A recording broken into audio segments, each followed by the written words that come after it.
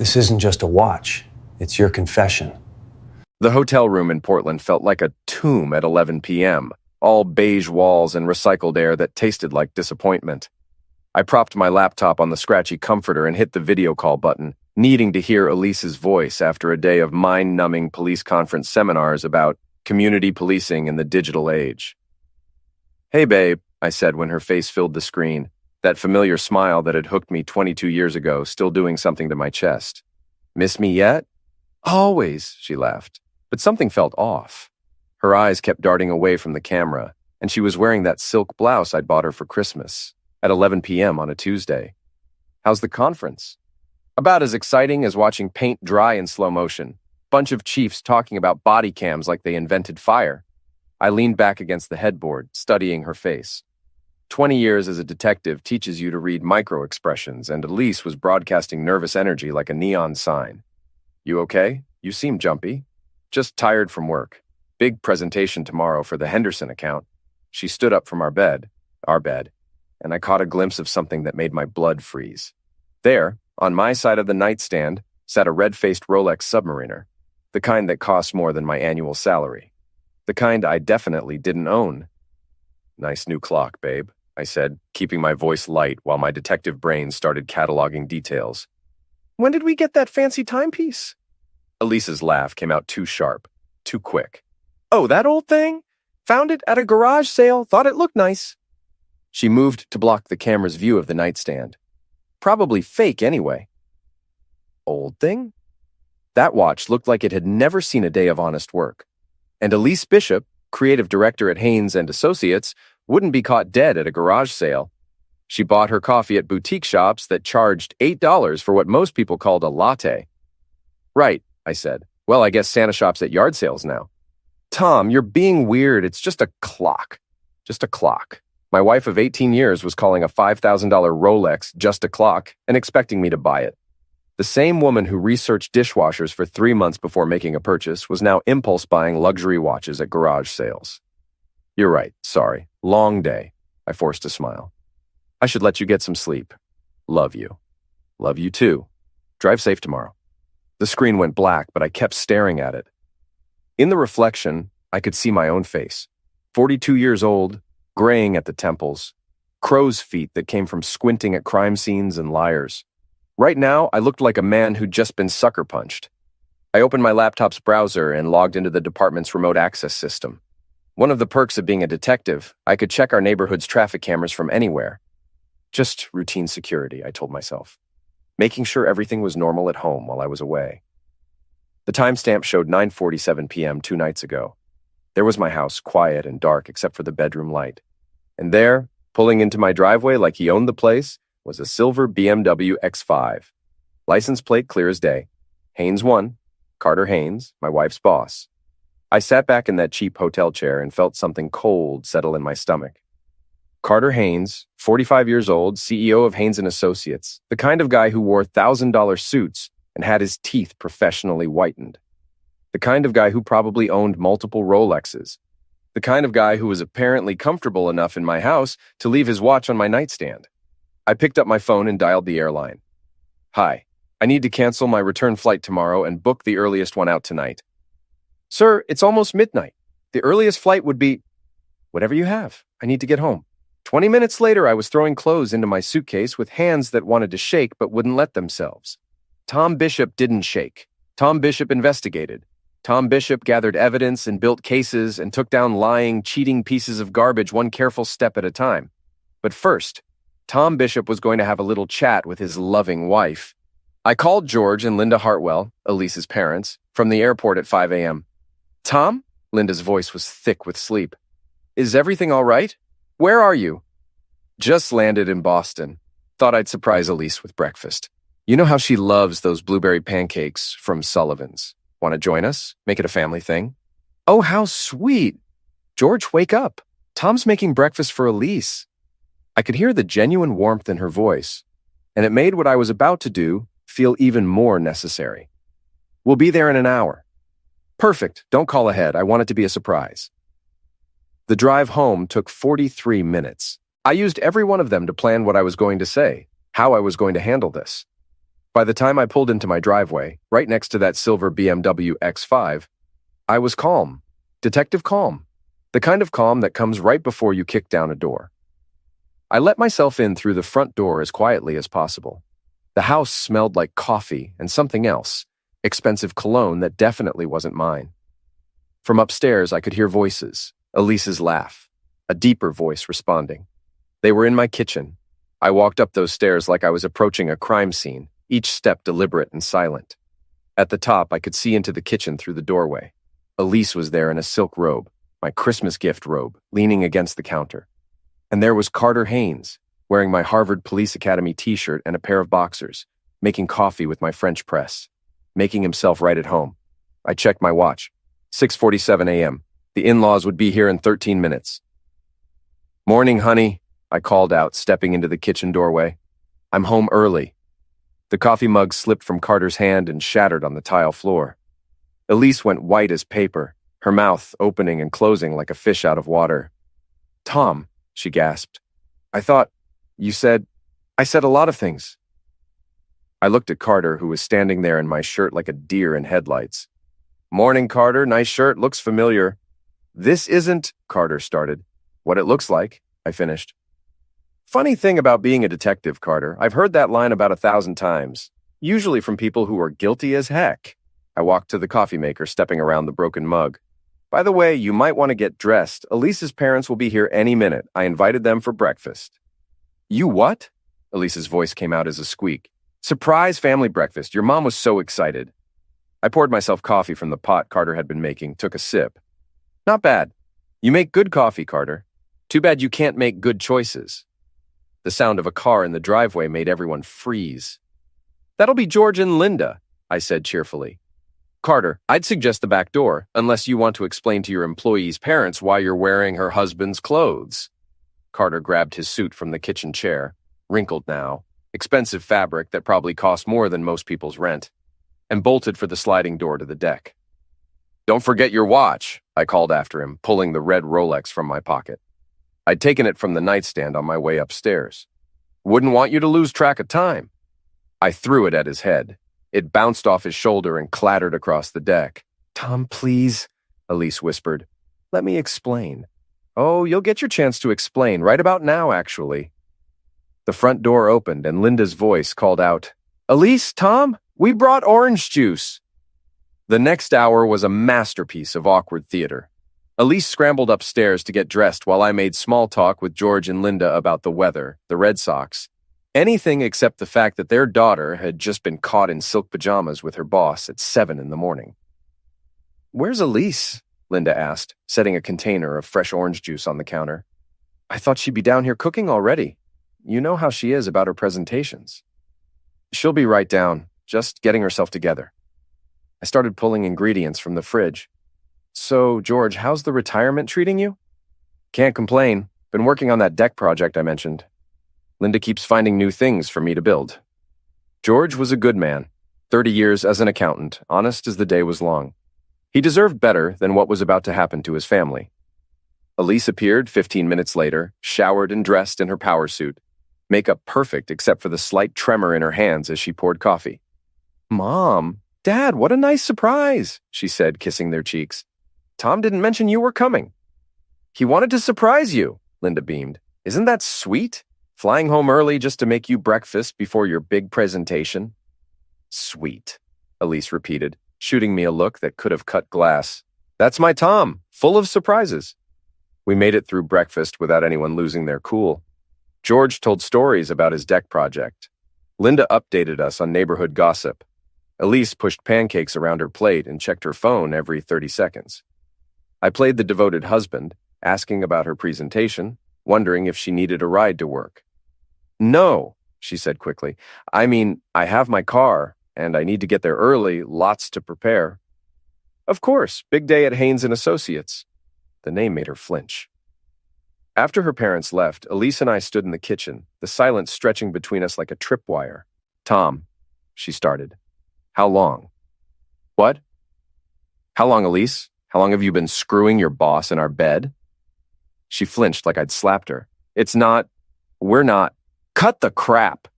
My voice stayed level, Professional. I saw the traffic cam footage. Carter's car has been here at least 6 times in the past month, always when I'm working late or out of town, so I'll ask again, how long? Her shoulders sagged. For a moment, she looked older than her 40 years. 3 months. 3 months, I nodded, filing that information away. Since the Henderson account started? All those late nights at the office, all those weekend strategy sessions? Tom, please, it just happened. We were working late and what? His Johnson accidentally fell into you? Come on, Elise, you're a smart woman. Don't insult both of us with that garbage. You don't understand. You're never here, always working, always putting the job first. Carter listens to me. He makes me feel important, special. Let me guess. He tells you that you're brilliant, that you deserve better than a small-town cop who doesn't appreciate your talents. The look on her face told me I'd hit the bullseye. Classic affair playbook, I continued. Rich boss seduces married employee by making her feel undervalued at home. Probably told you I was holding you back, right? That you could do better? Stop it. Did he promise to leave his wife? Oh, wait, Carter's not married. That makes it easier, doesn't it? No messy divorce, just a simple upgrade from the blue-collar husband to the executive suite. Tom, please. Please, what? Please, pretend I didn't see what I saw. Please act like everything's normal while you're carrying on with your boss. I set my coffee mug down carefully, fighting the urge to throw it against the wall. Tell me something, Elise. Were you ever going to tell me, or were you just going to keep lying until I figured it out? She didn't answer, which was answer enough. Right. Well, here's what's going to happen. You're going to work today, and you're going to act normal. And tonight, when you get home, we're going to have a real conversation about what comes next. What do you mean? I mean, I'm not going to be played for a fool in my own house. You made your choice, Elise. Now you get to live with the consequences. She left for work 20 minutes later, her hands still shaking as she backed out of the driveway. I watched from the kitchen window, then picked up my phone and called the station. Ray, it's Tom. I need a favor. Detective Ray Kowalski had been my partner for 8 years. He was the kind of cop who could find dirt on a saint if you gave him enough time and motivation. What's up, Bishop? Thought you were at that conference until tomorrow. Change of plans. Listen, I need you to run a background check on someone. Carter Haynes, CEO of Haynes & Associates Advertising. The rich guy with all the billboards? Well, what's he done? Let's just say he's been conducting some unauthorized business in my neighborhood. I want to know everything. Finances, legal troubles, parking tickets, unpaid library fines. Everything. You got it. Give me a couple hours. My next call was to Jack, my 20-year-old son. He was a sophomore at UMass Boston, studying computer science and occasionally remembering to call his old man. Dad, what's up? Isn't it kind of early? Jack, I need to ask you something, and I need you to be straight with me. Has your mother been acting differently lately? New clothes, new habits, anything unusual? There was a long pause. Dad, is everything okay? Just answer the question, son. Well, she has been dressing up more, new perfume, and she's been working late a lot, like a lot. Kayla mentioned it too, said Mom was never around for dinner anymore. Kayla, my 18-year-old daughter, high school senior, Daddy's little girl who thought her mother hung the moon. This was going to destroy her. Thanks, Jack. One more thing. Don't mention this conversation to your mother or sister, okay? Not yet. Dad, you're scaring me. What's going on? I'll explain everything soon. Just trust me for now. I spent the rest of the morning cleaning the house, doing laundry, normal domestic tasks that felt surreal under the circumstances.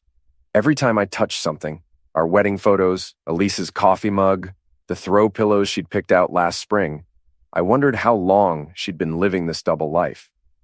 Ray called back at 2 p.m. Your boy Carter's got some interesting financial habits, he said without preamble. 3 credit cards maxed out, mortgage payments 60 days behind, and he's been using company funds for personal expenses. Nothing criminal yet, but definitely skating on thin ice. What kind of personal expenses? Gym membership, spa treatments, expensive dinners. The kind of stuff you'd spend money on if you were trying to impress someone. Also, Tom, his company's got an HR department, right? Yeah. Why? Because using corporate funds to wine and dine employees is a fireable offense at most places, especially if there's a romantic component. I smiled for the first time in 12 hours. Ray, you beautiful bastard. Email me everything you found. Already done, Tom. Whatever this guy did to you, be careful. Rich guys like Carter have expensive lawyers. Don't worry about me. I'm just gathering information. After I hung up, I sat in my home office, the spare bedroom where I kept my case files and Elise kept her craft supplies, and started planning. Not revenge, exactly. Justice. There's a difference, and the difference matters. Carter Haynes thought he could waltz into my life, seduce my wife, and walk away without consequences. He thought being rich and powerful meant he was untouchable. He was about to learn otherwise. But first I had to deal with the hardest part, telling my kids that their parents' marriage was over, and their mother wasn't the woman they thought she was. Jack drove down from Boston that evening. Kayla came home from her after-school job at the local bookstore. We sat around the kitchen table, the same table where we'd shared thousands of family dinners. And I told them the truth. Jack took it like I expected. Angry, hurt, but not surprised. I knew something was wrong, he said. She's been different, distracted, like she was living somewhere else in her head. Kayla's reaction was pure devastation. "You're lying," she whispered, tears streaming down her face. "Mom wouldn't do that. She loves you. She loves us." "She does love you, sweetheart. This isn't about you and Jack. This is between your mother and me." "But why? Why would she—" Kayla couldn't finish the sentence. "I don't know, baby. Sometimes people make choices that don't make sense to anyone else." Elise came home at 9 p.m. to find all three of us waiting in the living room. She took one look at Jack's angry face and Kayla's tear-stained cheeks and knew the conversation she'd been dreading was about to happen. "You told them," she said. "They deserve to know the truth." "Mom," Kayla stood up, her voice breaking. "Tell Daddy's wrong. Tell him it's not true." Elise looked at our daughter, our beautiful, innocent daughter who still believed in fairy tales and happy endings, and I watched her face crumble. "I'm sorry," she whispered. "I'm so sorry." That's when Kayla ran upstairs and slammed her bedroom door hard enough to shake the house. The next 3 days passed in a blur of lawyers, bank statements, and uncomfortable silences. Elise moved into the guest bedroom, claiming she needed space to think. I let her have it. Thinking was good. Thinking meant she might realize the magnitude of what she'd thrown away. Jack stayed home from classes, appointing himself as my unofficial bodyguard and emotional support system. Kayla barely spoke to either of us, dividing her time between her room and long walks around the neighborhood. On Thursday morning, my phone rang while I was getting ready for work. "Tom, it's Harper Williams from Haynes & Associates HR department." I knew Harper by reputation.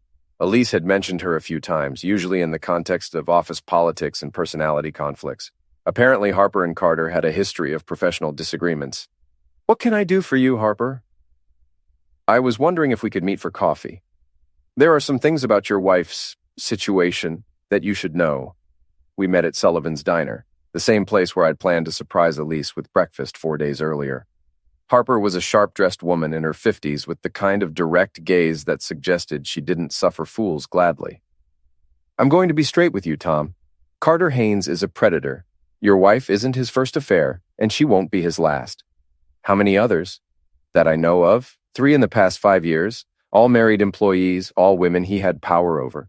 The pattern's always the same. Late nights, business trips, expensive gifts, promises about their future together." "What happened to the others?" "2 of them quit when they figured out he was never going to leave his wife." "Oh, did Elise not mention that Carter's married, separated technically, but his wife hasn't filed for divorce? She's holding out for a reconciliation." I set my coffee cup down carefully. "Elise doesn't know he's married?" "I doubt it. Carter's very good at compartmentalizing his lies. His wife lives in their house in Wellesley. Carter has a condo downtown for his extracurricular activities."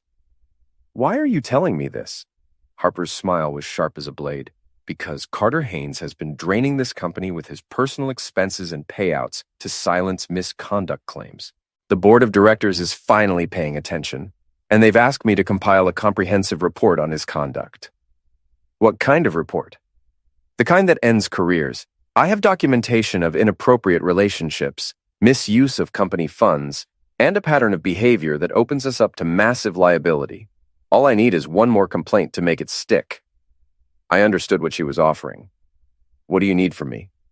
"Evidence that he's been using company resources to conduct his affair with your wife. Hotel receipts, restaurant bills, anything that shows a pattern of corporate funds being used for personal relationships." "And if I provide that evidence, Carter Haynes will be unemployed by the end of the month, and your wife will learn some uncomfortable truths about the man she's been risking her marriage for." We shook hands in the parking lot. Harper drove away in her sensible Honda Civic, and I sat in my police cruiser, thinking about the conversation. This wasn't just about my marriage anymore. This was about justice for all the women Carter had manipulated and discarded. That afternoon, I called Jack. "How are your computer skills these days?" "Pretty good." "Why?" "I need you to help me with a research project. Nothing illegal, just thorough." Jack arrived at the house an hour later with his laptop and a determined expression. "What are we looking for?" "Everything we can find about Carter Haynes. Social media, public records, news articles, anything that might be useful." "Dad, are you planning some kind of revenge thing? Because if you are, I'm totally in." "Not revenge, son. Justice. There's a difference." We spent the evening digging through Carter's digital footprint. His LinkedIn profile painted him as a successful executive and community leader. His Facebook page was carefully curated, photos of charity events, business conferences, and expensive vacations. But Jack found the interesting stuff on Instagram. "Look at this," he said, turning his laptop toward me. "Carter's got a private Instagram account under a fake name. Check out these photos." The pictures told a story that Carter's public persona had carefully hidden. Photos of him with various women at expensive restaurants, luxury hotels, weekend getaways. None of the women appeared in more than 3 or 4 photos, suggesting a pattern of short-term relationships. "Dad, look at this one from last month." It was a photo of Carter and Elise at a restaurant I recognized. Chez Laurent, the most expensive place in town.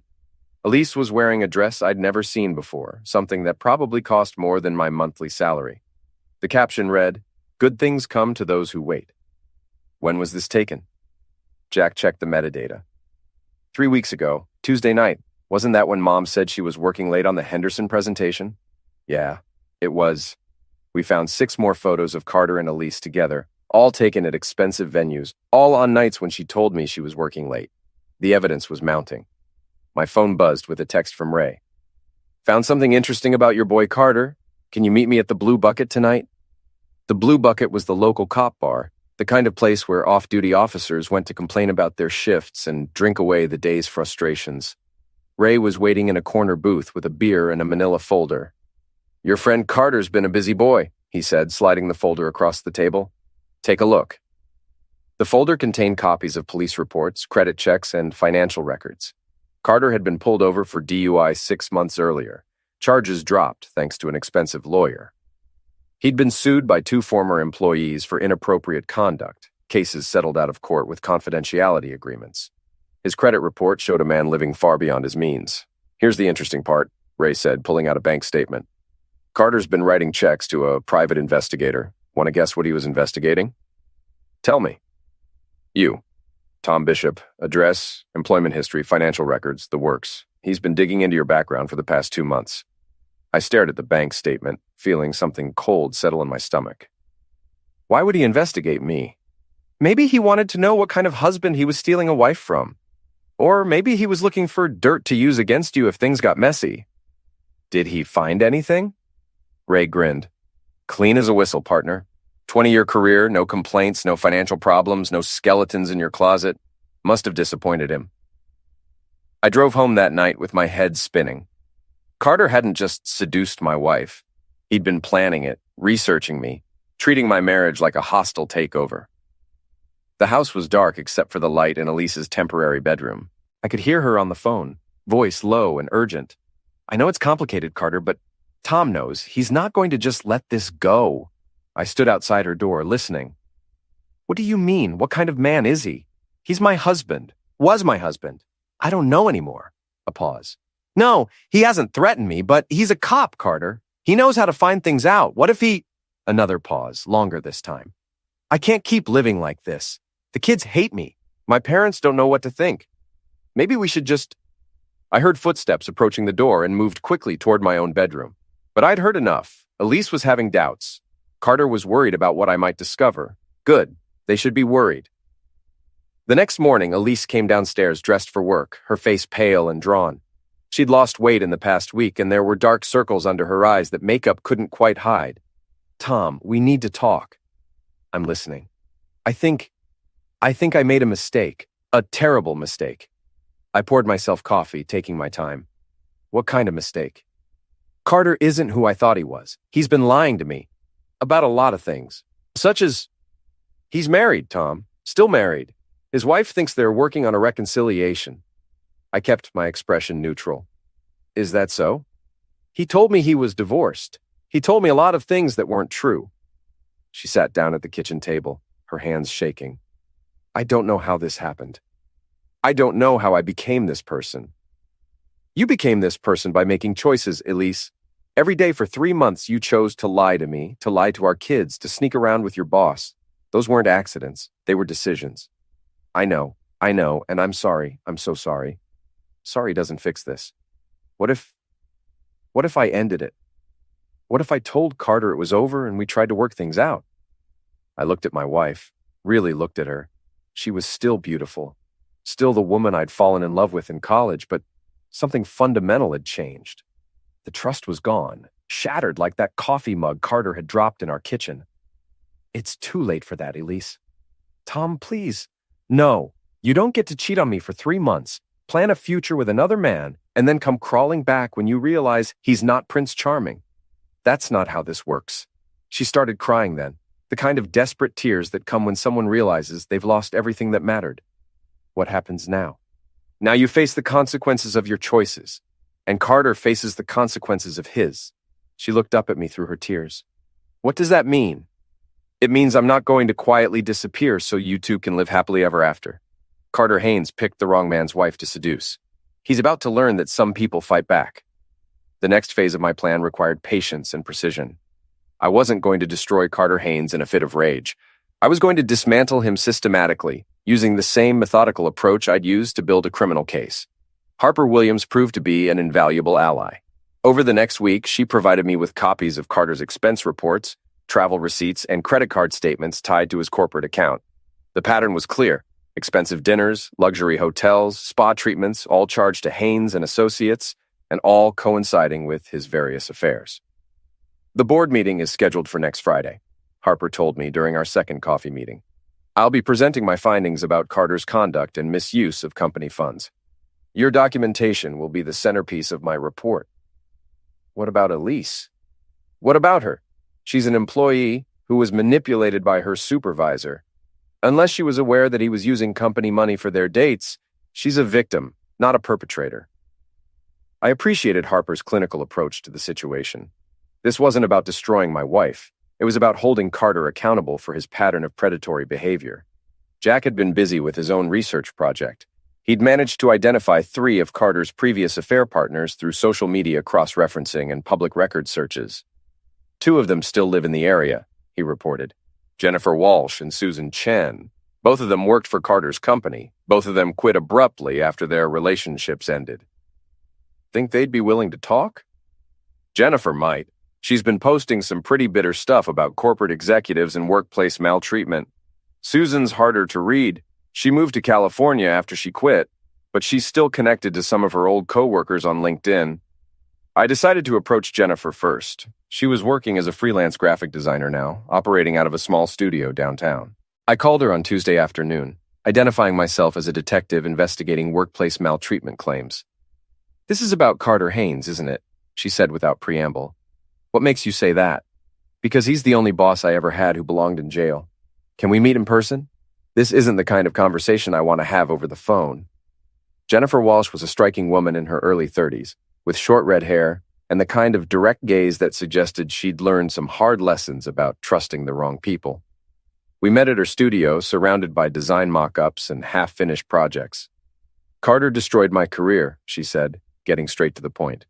I was a senior designer at Haynes and Associates, on track for a promotion to creative director. Then Carter decided I'd be his next conquest. How did it start? The usual way. Late nights working on projects, business dinners that turned personal, expensive gifts that made me feel special. He told me I was brilliant, that I deserved better than my husband, that we had a future together. How long did it last? 8 months. 8 months of sneaking around, lying to my husband, believing Carter's promises about leaving his wife and making me a partner in the agency. Jennifer's laugh was bitter. Then I found out I wasn't the only one. He was seeing at least 2 other women at the same time, including a client's wife. What happened when you confronted him? He fired me. Not officially. That would have been too risky. But suddenly my projects were being reassigned, my ideas were being shot down, my access to important meetings was revoked. I got the message and quit before he could manufacture a reason to terminate me. Did you consider filing a complaint? With who? Carter owned the company. HR reported to him. I talked to a lawyer, but Carter's legal team made it clear that fighting him would be expensive and futile. So I took a settlement and signed a non-disclosure agreement. What if I told you that other women were coming forward? That there might be a way to hold him accountable? Jennifer's eyes lit up with something that looked like hope. I'd say it's about time. What do you need from me? By Thursday, I had statements from both Jennifer and Susan Chen, who'd agreed to participate via video conference from her home in San Francisco. Harper had compiled a comprehensive report documenting Carter's financial improprieties and pattern of maltreatment. The board of directors was scheduled to review her findings on Friday afternoon. But I wasn't content to let corporate justice run its course. Carter Haynes had made this personal when he targeted my wife and invaded my home. He deserved a more direct form of accountability. That's where Jack's technical skills proved invaluable. I've been thinking about Carter's social media presence, Jack said over dinner on Thursday night. He's got this carefully crafted image as a successful businessman and community leader. What if that image got complicated? What do you have in mind? Well, his Instagram account has all those photos of him with different women. What if those photos accidentally became public? What if people started connecting the dots about his pattern of behavior? That would be unfortunate for Carter. Very unfortunate, especially if it happened right before his board meeting. Jack's plan was elegant in its simplicity. He'd created a fake social media account and used it to follow several of Carter's business associates, clients, and board members. Then, using publicly available information, he'd started posting anonymous tips about Carter's behavior, complete with screenshots from Carter's private Instagram account. I'm not hacking anything, Jack assured me. I'm just sharing information that Carter himself posted online. If he didn't want people to see it, he shouldn't have put it on the internet. By Friday morning, Carter's professional reputation was in freefall. His LinkedIn page was flooded with comments from former employees and clients. Local business forums were buzzing with speculation about his conduct. 3 major clients had called emergency meetings to discuss their contracts with Haynes and Associates, and Elise was caught in the middle of it all. She came home Friday afternoon looking like she'd been through a war. Her usually perfect appearance was disheveled, her makeup smeared, her hands shaking as she poured herself a large glass of wine. Carter's been fired, she announced without preamble. Is that so? The board of directors voted unanimously to terminate his employment and remove him from all corporate positions. They're also launching an investigation into his use of company funds and his relationships with employees. Sounds like they take workplace maltreatment seriously. Tom, they know about us, about the affair. It's all going to come out. The restaurants, the hotels, everything. My name is going to be in the newspapers. I felt a moment of sympathy for her. Elise had made terrible choices, but she didn't deserve to be destroyed in the court of public opinion. What did you tell them? The truth. That I didn't know he was using company money. That he lied to me about being divorced. That I was an idiot who threw away her marriage for a man who turned out to be a fraud. And Carter, what's he saying? He's blaming everyone else. Says he's being set up, that his enemies are trying to destroy him. He actually accused me of conspiring with you to ruin his career. That's interesting. Why would he think that? Elise looked at me with something that might have been respect. Because he finally figured out who he was dealing with. Carter thought you were just some small-town cop who'd roll over and let him steal your wife. He didn't realize that you're the kind of man who fights back. And what kind of man is that, Elise? The kind I should have appreciated when I had the chance. That evening, I drove to the Blue Bucket for what I knew would be my last drink as a married man. Ray was waiting at our usual table, along with Malik, a young detective who joined our unit 6 months earlier. Heard your boy Carter had a bad day, Ray said, raising his beer in a mock toast. Couldn't happen to a nicer guy, I replied. Word is he's lawyering up, threatening to sue everyone from the board of directors to the janitor. Says he's going to prove this was all a conspiracy against him. Good luck with that. Hard to prove a conspiracy when you're guilty as sin. Malik leaned forward, his eyes bright with curiosity. Bishop, how'd you do it? How'd you take down a guy like Carter Haynes without breaking any laws? Simple. I let him destroy himself. Guys like Carter always do, eventually. They get arrogant, they get sloppy, they start believing their own lies. All I did was make sure the right people saw the evidence. And your wife? What happens now? I took a long drink of my beer, thinking about the divorce papers I'd filed that afternoon, about the custody arrangements we'd have to work out, about the house that would need to be sold. Now we all live with the consequences of our choices. The bar was filling up with the usual Friday night crowd, cops finishing their shifts, local workers celebrating the end of the work week, couples on dates who still believed in happily ever after. I watched them all, thinking about the life I'd built and lost, about the future I'd have to create from scratch. My phone buzzed with a text from an unknown number. "This isn't over, Bishop. You have no idea who you're dealing with." I showed the message to Ray, who shook his head in disgust. "Carter? Has to be. Guy just can't accept that he lost. Want me to trace the number?" "No need. Let him make his threats.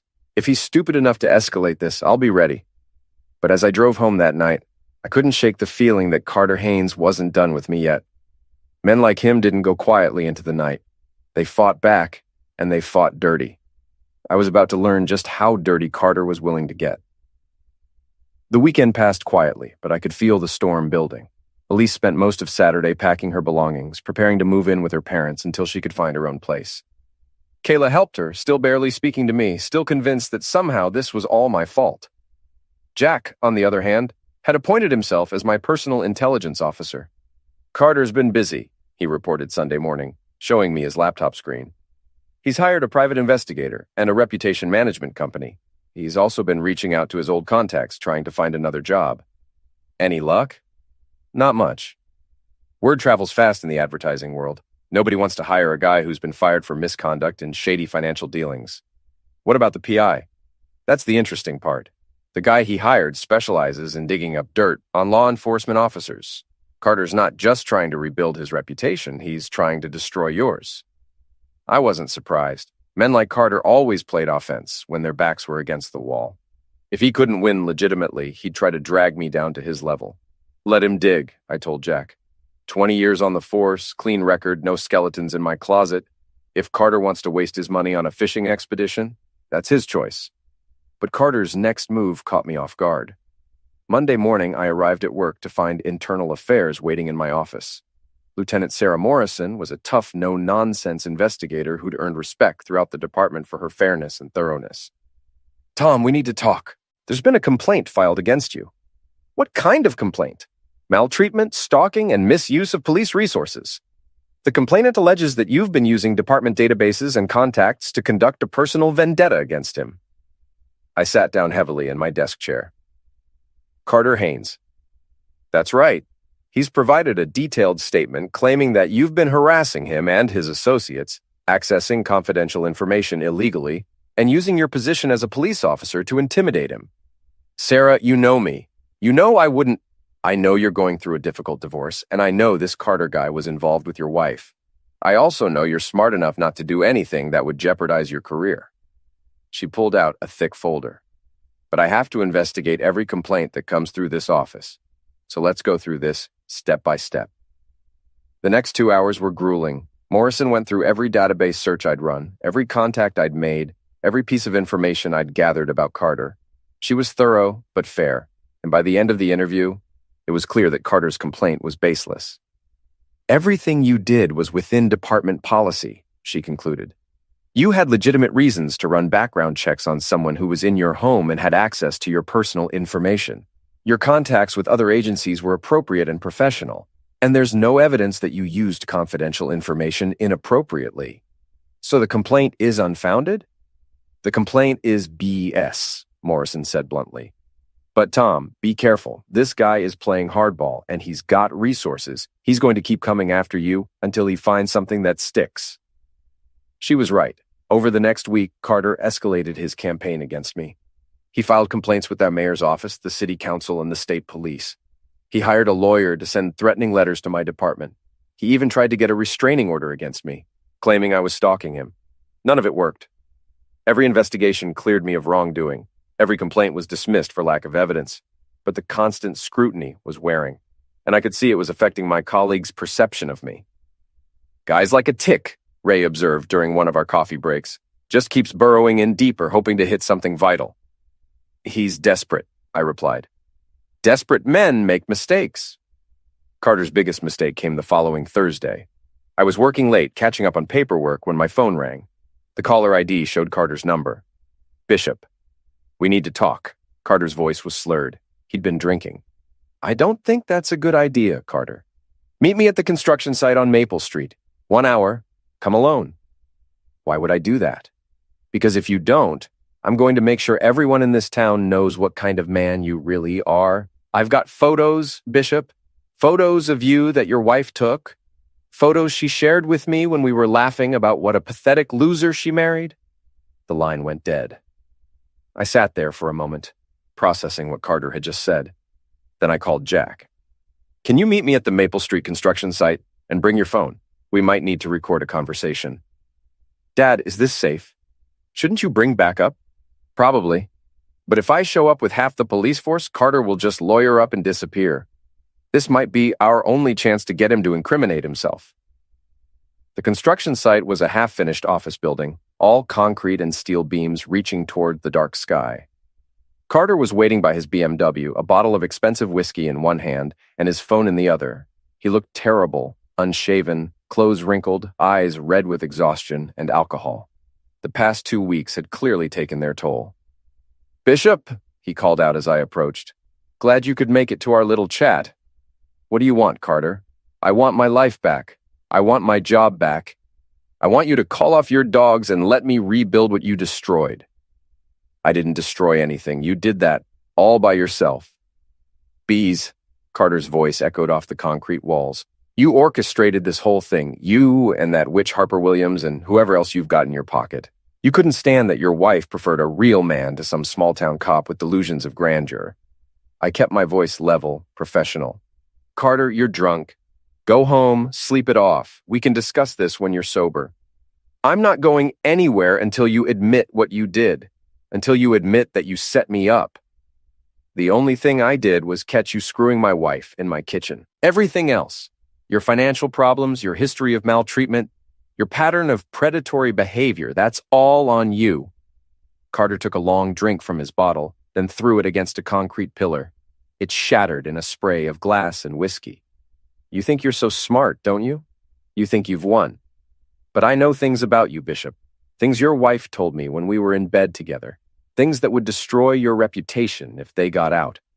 Such as how you've been skimming money from seized contraband. Such as how you've been planting evidence to close cases. Such as how you've been taking bribes from local criminals to look the other way. I almost laughed. Carter, you're making things up. And even if you weren't, who's going to believe you? A disgraced executive with a history of lying and maltreatment? People will believe evidence, and I've got evidence. Carter pulled out his phone and showed me the screen. It was a photo of me in what looked like a compromising situation, apparently taking money from someone in a dark alley. The photo was fake, of course, poorly photoshopped, but convincing enough to cause problems if it got into the wrong hands. Nice work, I said. How much did you pay for that? Enough, and there are more where that came from, unless you call off your investigation and let me get on with my life. You're trying to blackmail a police officer, Carter. That's a felony. Prove it! That's when Jack stepped out from behind a concrete pillar, his phone in his hand, recording everything. Already did, I said. Carter's face went white. You son of a witch. You set me up. No, Carter. You set yourself up. Just like you've been doing for years. You're a predator, a liar, and now you're a criminal. And it's all on video. Carter lunged at me, swinging wildly. I sidestepped easily, and he crashed into a pile of construction materials. He came up with a gash on his forehead and rage in his eyes, grabbing a piece of rebar from the ground. I'll end you, Bishop. I'll end you and your whole family. That's when Ray and Malik stepped out of the shadows, tools drawn. Drop the tool, Carter, Ray commanded. Drop it now and put your hands behind your head. Carter looked around wildly, realizing he was surrounded. The rebar fell from his hands, clattering on the concrete.